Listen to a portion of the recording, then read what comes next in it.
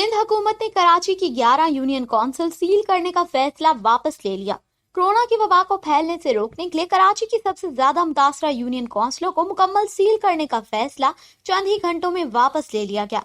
एक निजी news channel के मुताबिक वजीर इत्तलाआत सिंध का कहना है कि यूनियन कौंसिल्स के जो मखसूस मकामात, इलाके या गलियां मुतासर हैं, सिर्फ इन्हें सील किया जाएगा। पूरी यूनियन कौंसिल को सील करना आसान नहीं था, इसमें कई मसाइल दरपेश थे।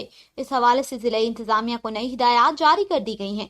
हफ्ते की शाम डिप्टी कमिश्नर शर्की ने जिला की 11 यूनियन कौंसिल को सील करने का ऐलान किया था, जिनमें UC 21 Gilani railway station, UC 7 Dalmia, UC 8 Jamali colony, UC 22 Gulshan, UC 27 Pahalwan Kot, UC 29 Gulzar Hijri, UC 30 Safoora, UC Faisal cantt, UC 2 Manzoor colony, UC 2 Jacobabad line और यूसी 10 जमशेद क्वार्टर्स शामिल थी।